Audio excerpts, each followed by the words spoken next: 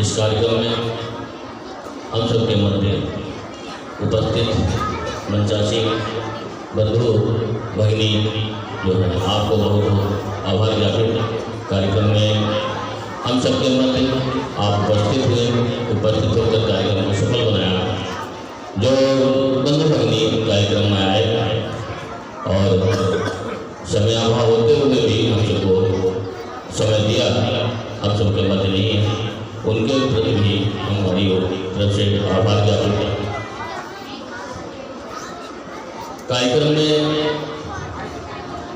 जुड़े हुए सभी आचार्यगण, दीदी जी, जिनकी विशेष मेहनत से, तैयारी से कार्यक्रम सफलतापूर्वक संपन्न हो रहा है, आपको भी आभार ज्ञापित है।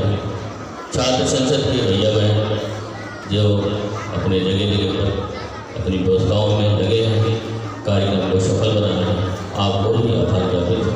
धन्य मुनि भैया बहन, आपसे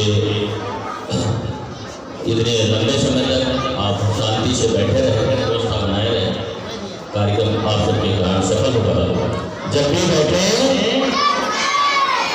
कभी न झुककर बैठे, ढीठ सीधी करिए, गर्दन सीधी करिए, दृष्टि सामने रखिए।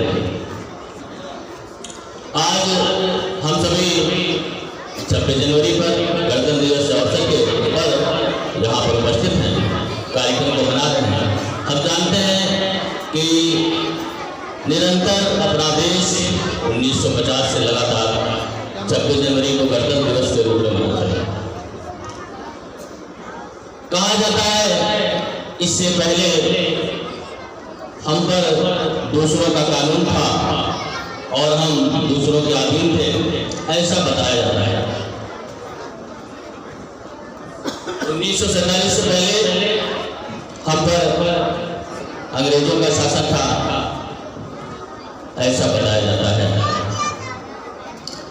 लेकिन हम कभी भी तब तक गुलाम नहीं होते हैं जब तक हमारी अपनी मानसिकता गुलाम नहीं हो जाती है। जिस दिन हमारी मानसिकता गुलाम हो जाती है, वास्तव में उस दिन हम गुलाम हो जाते हैं।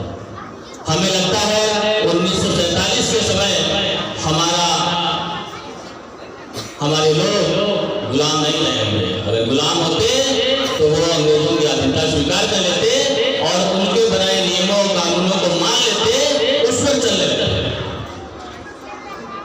उन्होंने उनका विरोध किया, कट्टर विरोध किया, जिससे उनके पैर उखड़ सके और वो इस देश को छोड़ने के लिए मजबूर हुए। आज हम पूर्णतः मानसिक गुलाम हो चुके हैं। आज हम अपने बुद्धि में आज भी जितना गुलाम तो नहीं थे, उससे ज्यादा आज गुलाम हो चुके। हमारे कल्चर में इंग्लिश इतना व्याप्त हो गया है कि आज अपनी पद्धति के स्कूलों को भी पसंद करना हम भूल गए। शासन व्यवस्था भी देखी जाए तो वह भी उसी अकॉर्डिंग चल रही है। स्कूलों में निरंतर सुख सुविधा के संसाधन जुटाने में विश्वास रखते हैं।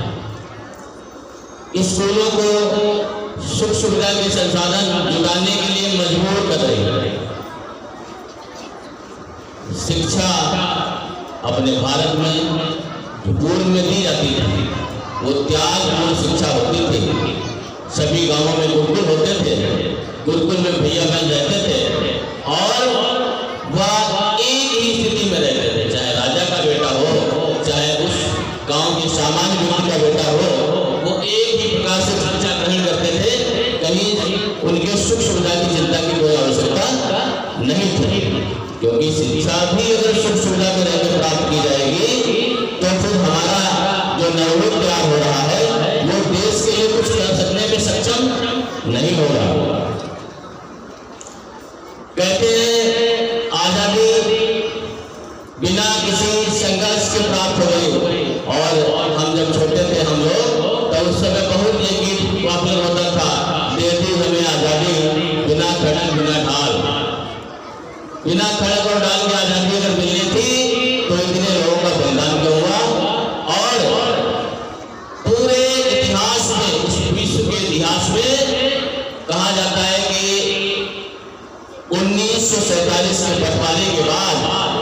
बड़ा नरसंहार हुआ, इतना बड़ा नरसंहार कभी नहीं हुआ। आज हम सभी प्रसन्न हैं, खुश हो सकते हैं, लेकिन क्या हम विचार करते हैं कि जो हमारे भाई बहन पाकिस्तान में रह गए होंगे, जो हमारे भाई बहन बांग्लादेश में रह गए होंगे, उनके साथ कितने अमानवीय व्यवहार आज भी हो रहे हैं। आजादी के पूर्व 3.25 करोड़ हिंदू पाकिस्तान में था, आज वह संख्या लाखों में रह गई और निरंतर बढ़ती चली जा रही है। बांग्लादेश में देखिए आप, रोज नए अत्याचार सुनने में आते हैं। पाकिस्तान में 12-12, 13-13 साल, 14-14 साल की बालिकाओं को घर से उठा लिया जाता है और उसके बाद वहां की सरकार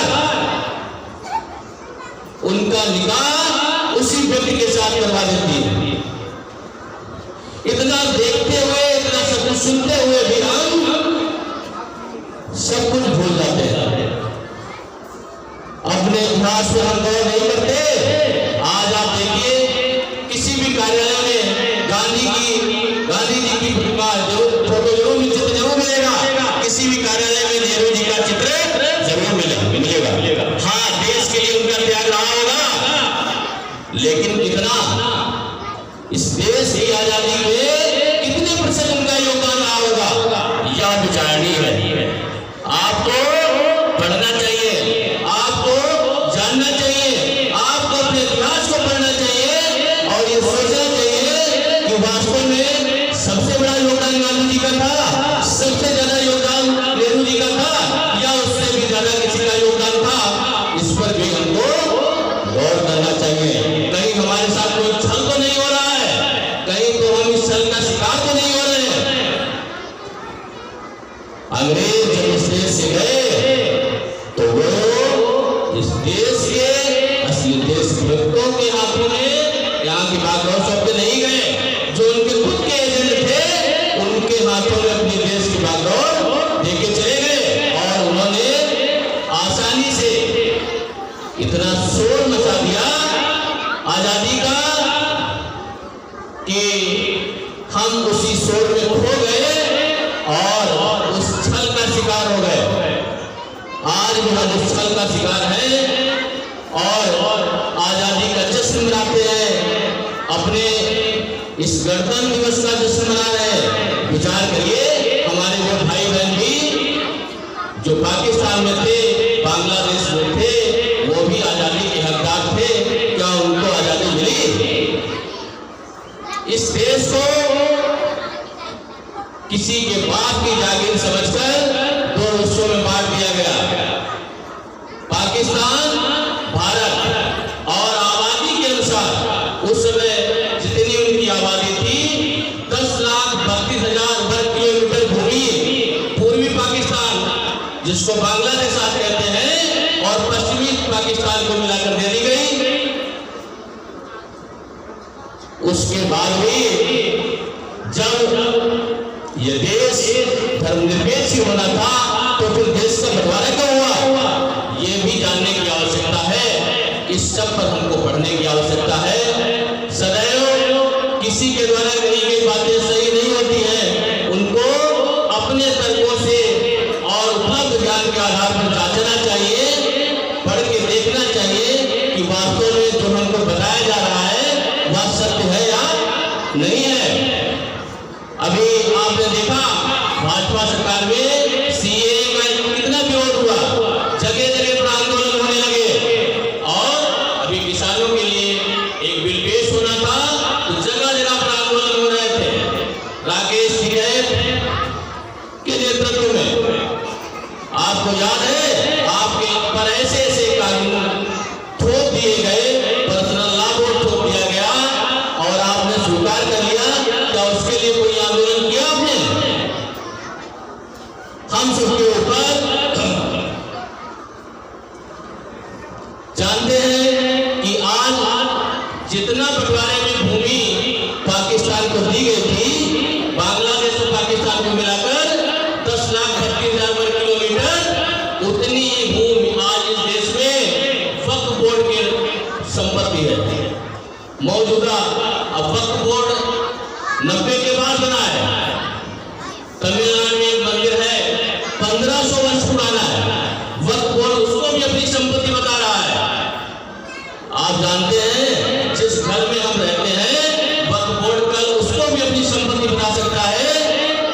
इसके लिए सरकार क्या करे, क्या कर रही है? इस वक्फ बोर्ड को किसने बनाया, इस वक्फ बोर्ड को इतनी किसने दी, यह सब पढ़ना और जानने की आवश्यकता है। ऐसे ढेर सारा हमारा इतिहास जो हम सबके मध्य है उसको जाने, उसको ठीक से पढ़े और उसको समझे। केवल बताई गई बात रहो सत्य नहीं होती है।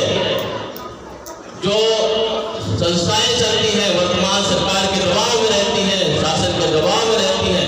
हमको याद है जब बचपन में हम पढ़ते थे उस समय हमारे अध्यापक हमको क्या बताते थे, उनके ऊपर कहीं ना कहीं दबाव रहता होगा, उसके अकॉर्डिंग वो बोलते होंगे।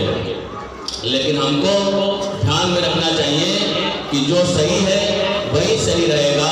इसलिए हमको ठीक से पढ़ना चाहिए, अपने इतिहास को ठीक से जानना चाहिए।